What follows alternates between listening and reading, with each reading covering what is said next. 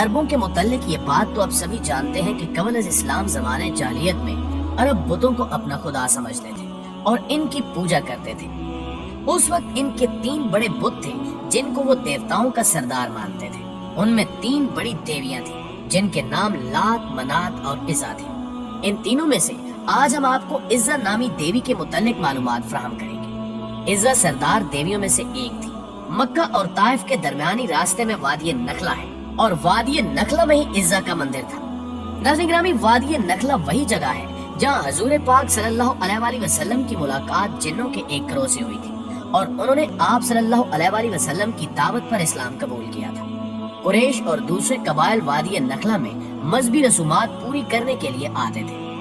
اسی عزا دیوی کے مندر میں تمام لوگ عزا دیوی کے لیے جانوروں کی قربانی بھی کرتے تھے اور اس مندر میں چڑھاوے بھی چڑھاتے تھے۔ باقی تمام بتوں کی نسبت عزا کی بہت زیادہ عزت و تکریم کی جاتی تھی۔ اگرچہ اس زمانے میں بتوں کے مندر عرب میں دور دراز مقامات پر واقع تھے، لیکن ان مندروں کے بڑے بتوں کے نام والے بت خانہ کعبہ میں بھی رکھے گئے تھے۔ روایات سے پتہ چلتا ہے کہ عزا دیوی ایک شیطان عورت تھی اور اس کی رہائش وادی نخلا میں پائے جانے والے ایک 3 جھاؤ کے درخت پر تھی۔ اس کے اندر چونکہ شیطانی طاقتیں موجود تھیں تو انہی کے بل پر وہ عزا دیوی کے بت سے آوازیں نکالتی تھی، جن کو عرب قبائل سن کر اس کے اندر کی قوتوں پر اعتقاد رکھتے تھے اور اس دیوی کی تعظیم بجا لاتے تھے۔ انہی وقتوں میں اللہ تعالیٰ نے حضرت محمد صلی اللہ علیہ وآلہ وسلم کو مبعوث فرمایا اور آقائے دو جہاں حضرت محمد مصطفیٰ صلی اللہ علیہ وآلہ وسلم نے لوگوں کو بتوں کی پوجا سے منع فرمایا۔ قریش کو یہ بات اچھی نہ لگی اور انہوں نے آپ کی ہر بات کی تردید کی۔ فتح مکہ کے وقت حضور اکرم صلی اللہ علیہ وآلہ وسلم نے خانہ کعبہ میں موجود تمام بتوں کو توڑ دیا، لیکن عزا دیوی کے مندر میں موجود بت اس وقت تک وہاں سلامت تھا اور اس کے ماننے والے عقیدت مند اس کی پوجا اسی زور و شور سے کر رہے تھے۔ چنانچہ عزا دیوی کے بت کو توڑنے کے لیے حضرت محمد صلی اللہ علیہ وآلہ وسلم نے حضرت خالد بن ولید رضی اللہ تعالی عنہ کو، جن کو سیف اللہ کا خطاب دیا جاتا ہے، منتخب کیا۔ حضرت خالد بن ولید رضی اللہ تعالی عنہ 30 گھڑ سواروں کے ہمراہ وادی نخلا کی طرف روانہ ہوئے۔ حضرت خالد بن ولید رضی اللہ تعالی عنہ اسلام کے سب سے بڑے سپہ سالار کی حیثیت سے بھی مشہور ہے۔ ناظرین گرامی، حضرت خالد بن ولید رضی اللہ تعالی عنہ نے 125 جنگوں میں حصہ لیا اور کسی ایک جنگ میں بھی شکست نہیں کھائی۔ یہ حضرت خالد بن ولید رضی اللہ تعالی عنہ ہی تھے جنہوں نے کیسر و کسریٰ جیسی بڑی سلطنتوں کو تباہ کر کے مدینہ جیسی چھوٹی ریاست کو عالمی ریاست کا درجہ دیا۔ حضرت خالد بن ولید رضی اللہ تعالی عنہ کی بہادری اور قائدانہ صلاحیتوں کی وجہ سے انہیں نہ صرف اسلامی تاریخ میں ایک بلند مقام حاصل ہے، بلکہ آپ رضی اللہ تعالی عنہ کو عالمی تاریخ میں بھی صف اول کے سپہ سالاروں میں شمار کیا جاتا ہے۔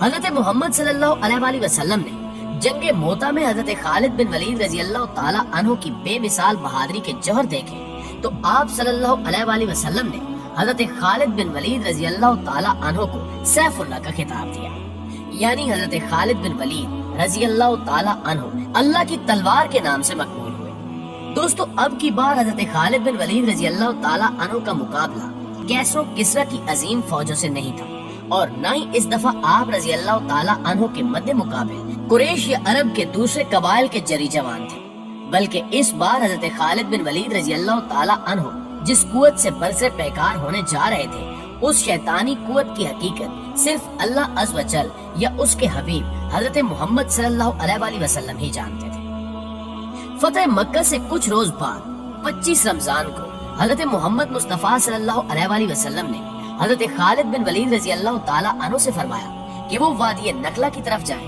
اور اس کے اندر موجود 3 جھاؤ والے درخت کا رخ کریں۔ جب وہ 3 جھاؤ والے درخت پا لیں تو ان میں سے پہلے 3 جھاؤ والے درخت کو کاٹ دیں۔ دوستو، جھاؤ سے مراد ایسا درخت ہے جو خود روح ہوتا ہے۔ اس کو انگلش میں ٹیمرس کہتے ہیں۔ یہ کسی بھی جگہ بنا آبیاری کے خود بخود اگنے لگتا ہے۔ تو حضرت خالد بن ولید رضی اللہ تعالی عنہ نے آقائے دو جہاں صلی اللہ علیہ وآلہ وسلم کے حکم کے مطابق وادی نخلا کی طرف رکھتے سفر باندھا اور وہاں 3 جھاؤ والے درختوں کو تلاش کر کے ان میں سے پہلے 3 جھاؤ والے درخت کو کاٹ ڈالا۔ جب حضرت خالد بن ولید رضی اللہ تعالی عنہ اس عمل کو انجام دینے کے بعد واپس آقائے دو جہاں صلی اللہ علیہ وآلہ وسلم کی خدمت اقدس میں تشریف لائے تو آپ صلی اللہ علیہ وآلہ وسلم نے پوچھا، جب تو نے اس درخت کو کاٹا تو کیا تمہیں کچھ دکھائی دیا تھا یا کوئی ایسی بات ہوئی تھی جو تمہیں غیر معمولی محسوس ہوئی؟ اس کے جواب میں حضرت خالد بن ولید رضی اللہ تعالی عنہ نے عرض کیا کہ نہیں سرکار، مجھے وہاں کچھ بھی عجیب یا غیر معمولی محسوس نہیں ہوئی۔ اس پر اللہ کے حبیب صلی اللہ علیہ وآلہ وسلم نے فرمایا تو تم واپس جاؤ اور وادی نخلا کے 3 چھاؤں والے درخت میں سے دوسرا درخت بھی کاٹ ڈالو۔ حضرت خالد بن ولید نے حضور اکرم صلی اللہ علیہ وآلہ وسلم کے حکم کی تعمیل کرتے ہوئے وادی نخلا کے 3 چھاؤں والے دوسرے درخت کو بھی زمین برد کر دیا۔ واپس جب خدمت اقدس صلی اللہ علیہ وآلہ وسلم پہ پہنچے تو آقائے دو جہاں صلی اللہ علیہ وآلہ وسلم نے پھر سے وہی سوال دہرایا کہ اے خالد، کیا دوسرے درخت کو کاٹنے پر تجھے کوئی آواز آئی یا تم نے کچھ غیر معمولی دیکھا؟ ناظرین گرامی، اس بار بھی حضرت خالد بن ولید رضی اللہ تعالی عنہ نے نفی میں ہی جواب دیا۔ اس جواب کو سن کر آقائے دو جہاں صلی اللہ علیہ وآلہ وسلم نے فرمایا کہ واپس جاؤ اور تیسرے 3 جھاؤ والے درخت کو بھی کاٹ ڈالو۔ حضرت خالد بن ولید رضی اللہ تعالی عنہ جب اس مرتبہ حکم کی تعمیل کے لیے وادی نخلا میں آئے تو دیکھا کہ ایک کبھی صورت شیطان عورت وہاں کھڑی ہے، جس نے برہنہ حالت میں اپنے بال پھیلا رکھے ہیں اور انتہائی غصے کی حالت میں اپنے دانت پیس رہی ہے، اور اس عورت کے پیچھے ہی عزت دیوی کے مندر کا محافظ بھی چلا آ رہا ہے۔ اس کا نام دبیہ بن سلمہ تھا۔ جب دبیہ نے حضرت خالد بن ولید رضی اللہ تعالی عنہ کو دیکھا تو اس کبھی شکل شیطان عورت سے یوں مخاطب ہوا کہ اے عزا، خالد پر زور سے حملہ کر اور خبردار پیچھے نہ ہٹنا، اپنی اوڑنیاں اتار ڈال، کیونکہ آج اگر تم نے خالد پر حملہ کر کے اس کو قتل نہ کیا تو یہ تمہیں شدید ذلت سے دوچار کر دے گا۔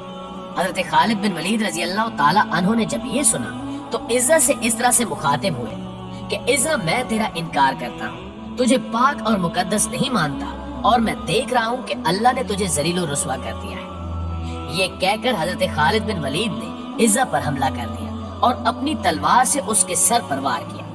حضرت خالد بن ولید رضی اللہ تعالی عنہ نے وار کے بعد جب دیکھا تو وہ شیطان عورت عزا جل کر راکھ کا ڈھیر بن چکی تھی۔ اس کو کیفر کردار تک پہنچانے کے بعد حضرت خالد بن ولید نے اس کی رہائش والے 3 جھاؤ کے درخت کو بھی کاٹ ڈالا اور عزت دیوی کے مندر کے محافظ دبیہ ابن سلمہ کو بھی قتل کر دیا اور اس برائی کو ہمیشہ ہمیشہ کے لیے جڑ سے اکاڑ پھینکا۔ اس کے بعد جب حضرت خالد بن ولید رضی اللہ تعالی عنہ آقائے دو جہاں کی خدمت میں حاضر ہوئے اور یہ سارا واقعہ آپ صلی اللہ علیہ وآلہ وسلم کے سامنے بیان کیا تو آپ صلی اللہ علیہ وآلہ وسلم نے اس واقعے کو سننے کے بعد فرمایا کہ اے خالد، یہ عزت تھی، اب آئندہ عربوں میں عزت نہ ہوگی اور نہ ہی عزت کی عبادت کی جائے گی۔ ناظرین گرامی، وہ دن تھا اور آج کا دن ہے۔